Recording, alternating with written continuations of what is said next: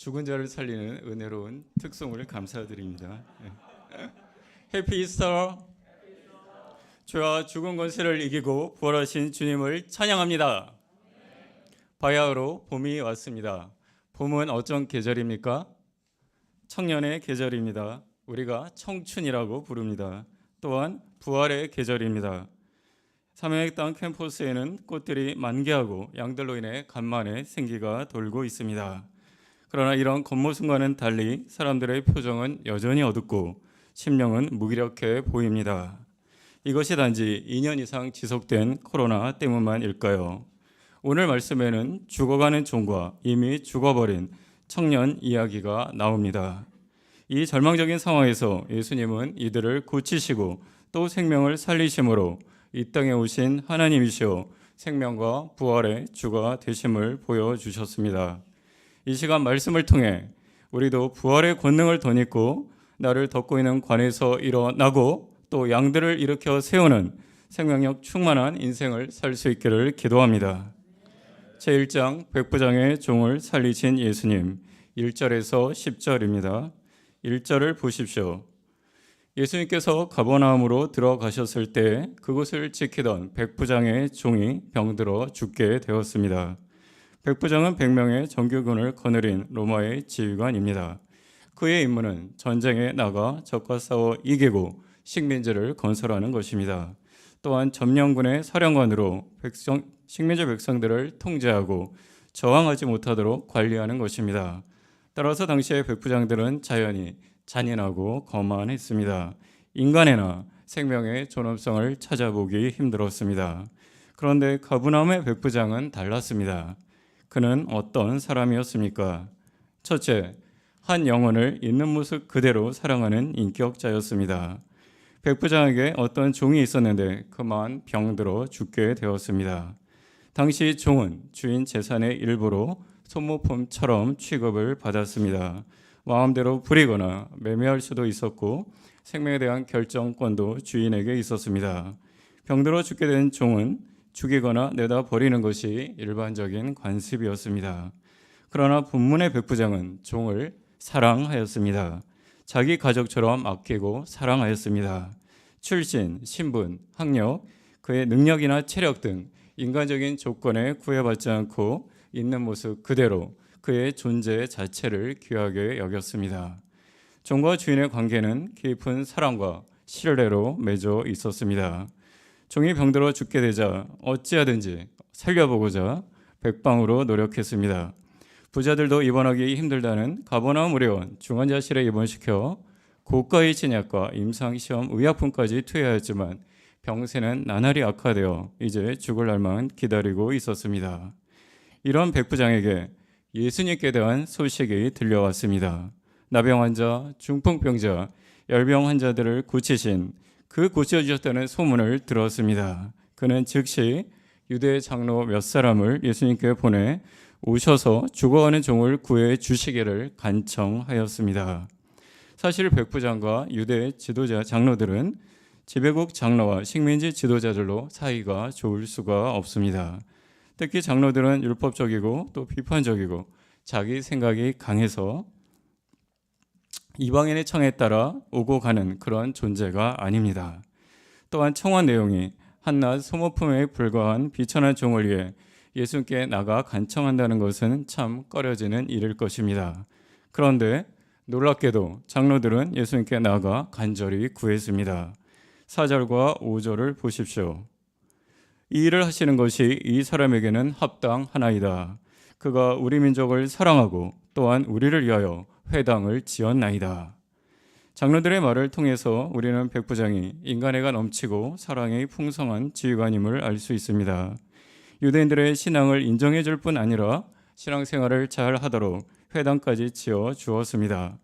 유대인들은 이런 백부장을 존경하고 또 사랑하고 깊이 신뢰하였습니다. 우리도 현재 있는 곳에서 하나님이 맡겨주신 이웃들, 특히 한 영혼을 깊이 사랑하고 겸손히 섬기며 선을 베풀어야겠습니다. 이때 선한 믿음의 영향력을 끼치고 하나님의 사람으로 인정받게 됩니다. 우리가 백부장과 같이 인간애가 풍성한 인격자로 성장할 수 있기를 기도합니다. 둘째, 말씀 권세를 절대적으로 믿고 순종하는 사람이었습니다. 예수님은 한 영혼에 대한 백부장의 깊은 사랑과 장로들의 간청에 감동받으시고 함께 가셔서 종을 고쳐주고자 하셨습니다. 그런데 예수님이 오신다는 이 소식을 들은 백부장은 벗들을 보내어 놀라운 고백을 하고 있습니다. 6절과 7절 말씀을 다 함께 읽어보겠습니다. 시작.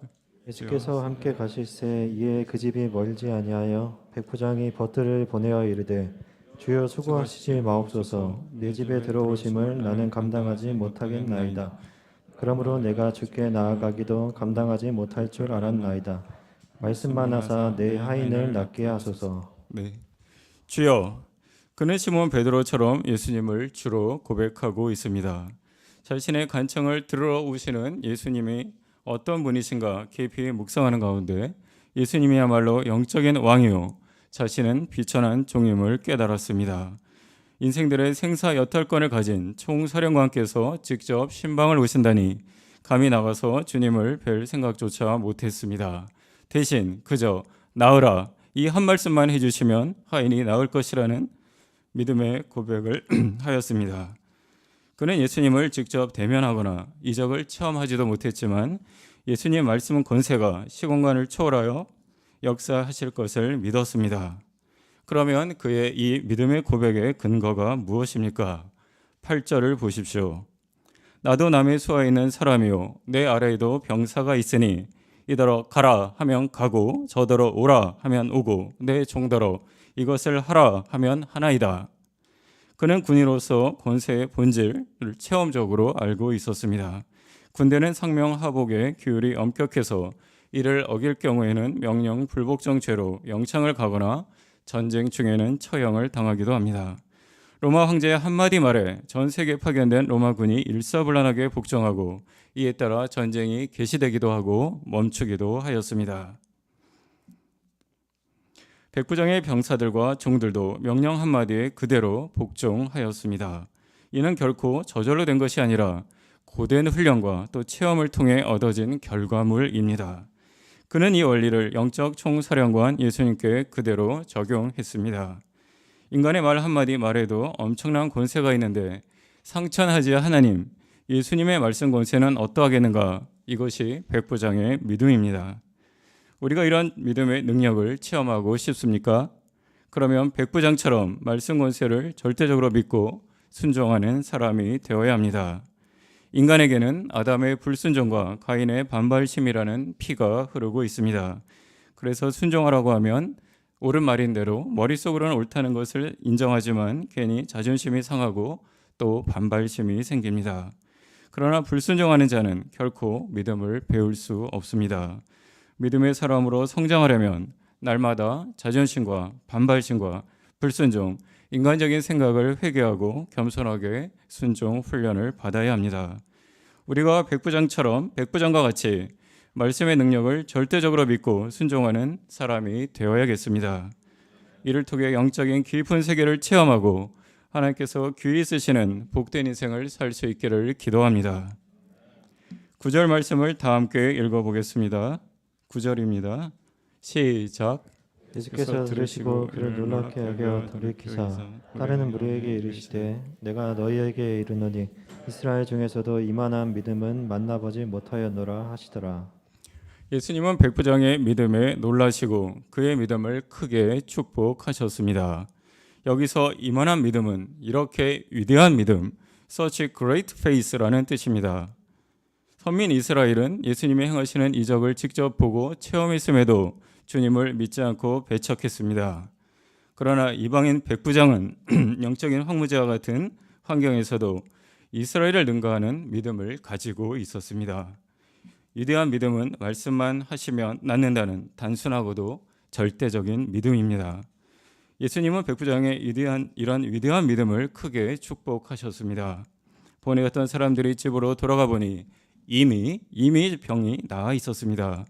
무엇이 그 종을 낫게 했습니까? 바로 예수님의 말씀 권세에 대한 백부장의 순전한 믿음이 죽어가던 종을 낫게 하였습니다. 요즘 캠퍼스 개척이 힘들다고 말들을 많이 합니다. 실제로 1대1량 얻는 것이 참 어렵습니다. 저도 정말 어렵습니다. 그렇다고 우리가 본연의 사명을 포기하겠습니까? 어떻게 해야 병들어 죽어가는 캠퍼스 양들이 살아나고 제자 양성 역사를 섬길 수 있습니까? 이 치열한 전쟁터에서 하나님은 어떤 사람을 찾으십니까? 바로 백부장과 같은 믿음의 사람입니다. 백부장이 생명을 살리는 것은 아니지만 백부장을 통해 한 생명을 귀하게 여기고 하나님의 말씀을 절대적으로 믿고 순종하는 백부장과 같은 한 사람을 통해서 살리십니다. 우리가 이 시대의 백부장이 되어야겠습니다. 사단과의 전쟁에서 한 영혼을 구원하는 목자여 예수께서 놀라시는 믿음의 용사들로 성장할 수 있기를 간절히 기도합니다. 제2장 죽은 과부의 외아들을 살리신 예수님 11절에서 17절입니다. 11절을 보십시오. 예수님의 행렬이 나인성에 가까이 이를 때였습니다. 나인은 기쁨, 즐거움이란 뜻입니다. 그런데 이곳에서는 세상에서 가장 슬픈 일이 벌어지고 있었습니다. 성 밖으로 사람들이 상여를 메고 나오는데 한 과부의 외아들 장례 행렬이었습니다. 죽음의 세력은 사람들에게 고통과 슬픔을 줍니다. 특히 지인의 갑작스러운 사망 소식은 큰 충격과 삶의 의욕을 빼앗아 갑니다. 사람들은 죽음에 대해 말하기조차 꺼리고 무조건 피하고자 합니다. 그러나 죽음은 그 누구도 천하의 권력자라고 해도 결코 피할 수 없습니다. 죽음은 늘 가까이 있어 어느 날 갑자기 찾아옵니다. 과부의 외아들이라고 해서 봐주지도 않습니다. 이를 생각하면 솔로몬의 고백처럼 인생이 참으로 허무하고 헛될 뿐입니다. 나인성 사람들은 청년의 죽음을 숙명으로 생각하고 슬퍼하며 울 수밖에 없었습니다.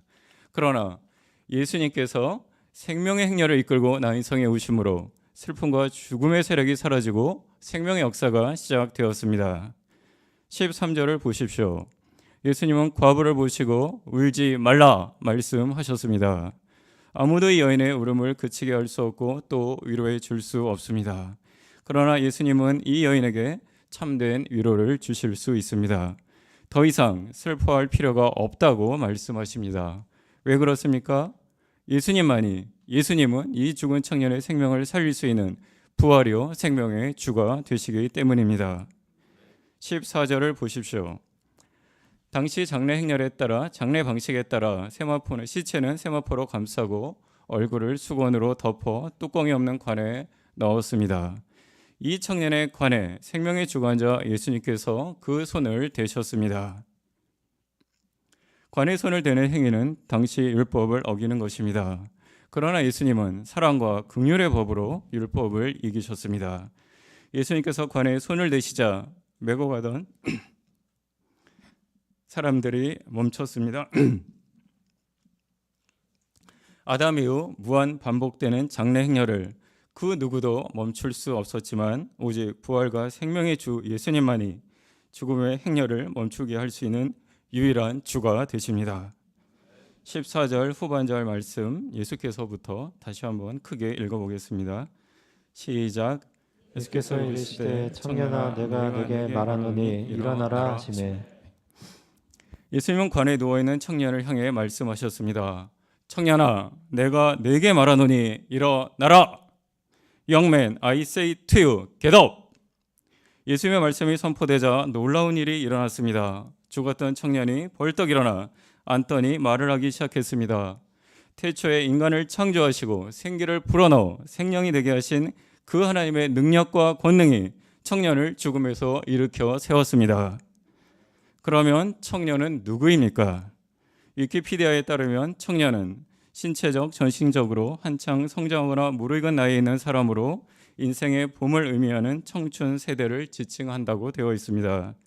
우리나라 통계청에는 만 15에서 29세 남녀를 청년으로 정의하고 각 정당에서는 19세에서 45세를 청년당원, 의학계에서는 젊은 연구자상 수상 기준, 영 인베스게이터 어워드 수상 기준을 만 45세 이하로 정의합니다. 그런데 최근 유엔에서는 새로운 청춘의 나이를 만 18세에서 65세까지로 발표하였습니다.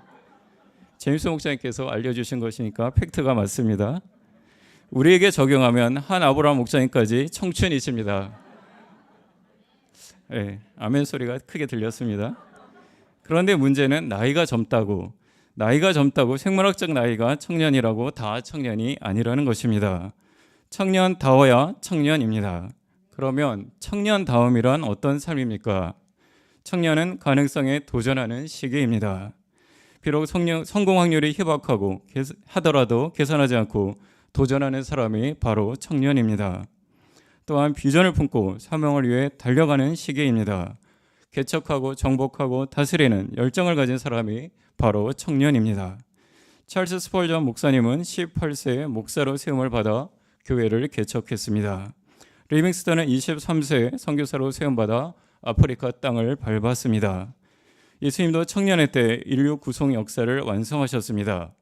세속사로 가볼까요? 일찍이 조선시대의 남이 장군은 남하 20미 평국, 후세 수칭 대장부.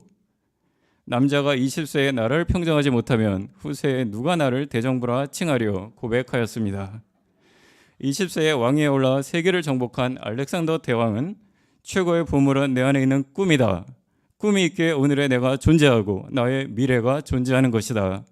고난을 이기고 극복한 자만이 진정한 삶이다 외쳤습니다. 그런데 본문에 나오는 청년의 모습은 어떻습니까? 죽어서 관 속에 누워 있습니다. 생명도 없고 꿈과 희망도 없습니다. 주위 사람들에게 큰 슬픔과 절망감을 안겨줍니다. 아무리 똑똑한 수재라고 해도 사망 권세에 사로잡히면 두려움과 슬픔과 허무에 빠져 살 수밖에 없습니다. 계절은 따뜻한 봄이 왔건만 내면은 여전히 추운 겨울입니다. 중간고사 기간에도 헛생각으로 집중을 하지 못합니다. 안일과 나태와 무기력에 빠져 마땅히 해야 할 일을 하지 못합니다. 청년들은 이런 어둡고 슬픈 현실에 추억과 장래에 대한 두려움에 관에 갇혀 자기만을 생각하는 한계적인 인생을 살고 있습니다. 그런데 비단 이것이 양만의 문제입니까? 우리는 목자라는 타이틀을 가지고 있습니다. 그런데 캠퍼스 개척이 어려워서 신방을 포기하고 전도도 포기하고 1대1도 포기하고 제자 양성도 포기하고 기도도 포기하는 영적인 M4 세대로 전락하기 쉽습니다. 도전, 변화, 개척이라는 단어가 부담스러우십니까? 그러면 우리를 기다리는 것은 안일과 무기력과 소시민의 관밖에 없습니다. 그러면 어떻게 청년답게 일어날 수 있습니까? 청년다움을 회복하는 비결이 무엇입니까? 바로 부활이요 생명이신 예수님의 음성을 들어야 합니다. 요한복음 5장 24절은 말씀합니다. 진실로 진실로 너에게 이르노니 죽은 자들이 하나님의 아들의 음성을 들을 때가 오나니 곧 이때라. 듣는 자는 살아나리라. 내 힘으로는 관에서 일어날 수 없지만 사망 권세를 깨고 부활하신 주님의 음성을 들을 때 능히 일어날 수 있습니다. 사망 권세를 회당장 야이로의 죽었던 딸을 향해 예수님은 말씀하셨습니다. 달리다금 내가 네게 말하노니 소녀야 일어나라. 그러자 죽었던 소녀가 일어나 걸었습니다. 죽은 지가 나흘이나 되고 썩어 냄새가 나던 무덤 속의 나사로를 향해 말씀하셨습니다. 나사로야 나오라. 그러자 죽었던 그가 손발이 배에 묶인 채 무덤에서 걸어 나왔습니다. 우리도 이 시간 부활하신 주님의 음성을 들어야겠습니다. 청년아 일어나라. 여기서 청년아에 섬기는 양의 이름을 넣어서 한번 힘차게 외쳐보겠습니다. 양이 없으신 분들은 자녀 이름이나 아니면 옆에 앉아있는 분 이름을 넣으셔도 좋습니다. 양들은 자기 목자님 이름을 넣으시면 됩니다. 자, 준비되셨습니까? 시작. 동준아 일어나라. 감사합니다. 우리가 주님의 음성을 깊이 듣고 두려움과 무기력과 절망에 관해서 일어나야겠습니다. 허무와 운명에 관해서 일어나야겠습니다. 안일과 게으름과 정욕에 관해서 일어나야겠습니다. 청년이 살아나야 교회가 살아나고 캠퍼스가 살아나고 나라가 살아날 수 있습니다. 우리 모두 관에서 일어나서 청년다움을 회복하고 진정한 청춘의 인생을 살 수 있기를 기도합니다. 어려운 현실 앞에서도 믿음으로 도전하고 개척하며 힘차게 자기 십자가를 지고 복음 전파의 사명을 감당할 수 있기를 기도합니다. 관 속의 청년은 어머니뿐 아니라 나인성 사람들에게 슬픔의 근원이었지만 일어난 청년은 큰 기쁨과 확신과 하나님께 대한 믿음을 주는 기쁨의 근원이 되었습니다. 우리가 돕는 한 사람이 한 양이 변화되어 일어나면 교회와 팀과 교회와 세상을 기쁘게 할 것입니다. 이런 믿음과 희망으로 이 시대 영적으로 죽어있는 청년들에게 열심히 말씀을 전해야겠습니다. 듣는 자는 살아나리라 확신을 갖고 믿음으로 도전하는 봄학기가 될 수 있기를 기도합니다. 저는 부활절 말씀 강사를 맡게 되자 큰 부담이 되었습니다. 지난 2년간 코로나 관 속에 갇혀 살았으나 죽은 자처럼 조용히 잘 살았는데 청년아 일어나라 말씀을 보는 순간 바로 승재야 일어나라 하시는 주님의 음성이 들려왔습니다. 2022년 이민년 새해를 오로지 기도하는 일과 말씀 사역에 힘쓰리라 말씀으로 출발했지만 허송세월하다가 봄학기가 시작이 되었습니다. 정신 차리고 누가 제자 양성을 위해 캠퍼스 신방 대면 1대1에 도전하려고 했지만 코로나에 한 방 얻어맞은 채 연구실에 들어 누워 지냈습니다. 비문증과 이명과 장기침과 피곤에 시달리자 건강에 대한 염려와 두려움이 들어왔습니다. 올해도 어렵겠다는 어두운 생각, 무기력에 시달렸습니다. 이런 종에게 하나님은 일어나야 될 청년은 다른 사람이 아니라 바로 제 자신임을 깨우쳐 주셨습니다. 제가 영육간의 피곤과 무기력으로 인해 들어있는 죄를 애통히 회개합니다. 승재야 일어나라 명령하시는 주님의 명령에 순종해서 무기력에 관해서 일어나겠습니다. 제가 부활의 생명을 덧입고 캠퍼스에 도전하여 관에 누워있는 청년들을 일으켜 세우는 역사를 힘써 감당하기를 기도합니다. 결론입니다. 예수님의 말씀에는 죽은 권세를 포하고 생명을 살리는 능력이 있습니다. 예수님은 병들어 죽어가는 백부장의 종을 살려주셨습니다. 이미 죽어 관 속에 누워있는 청년을 살려주셨습니다. 예수님은 부활이요 생명의 주가 되십니다. 우리가 주님의 말씀을 믿고 순종하여 캠퍼스 복음 역사를 섬길 때 영적으로 죽은 청년들이 살아나는 놀라운 생명 구원 역사가 일어날 것을 믿습니다. 제가 기도하고 마치겠습니다. 감사하신 아버지 하나님, 이 시간 청년아 일어나라 말씀을 주시고 부활이요 생명이신 주님을 만나게 하시는 은혜를 깊이 감사드립니다. 주님의 말씀 권세를 절대적으로 믿고 또 순종하여 캠퍼스에 도전하게 도와주십시오. 이 시대 백부장으로 살 수 있기를 기도합니다. 봄학기 생명구원 역사, 제자 양성 역사를 힘차게 섬길 수 있기를 간절히 기도합니다. 감사드리며 저희 남은 예수님의 이름으로 기도드립니다. 아멘.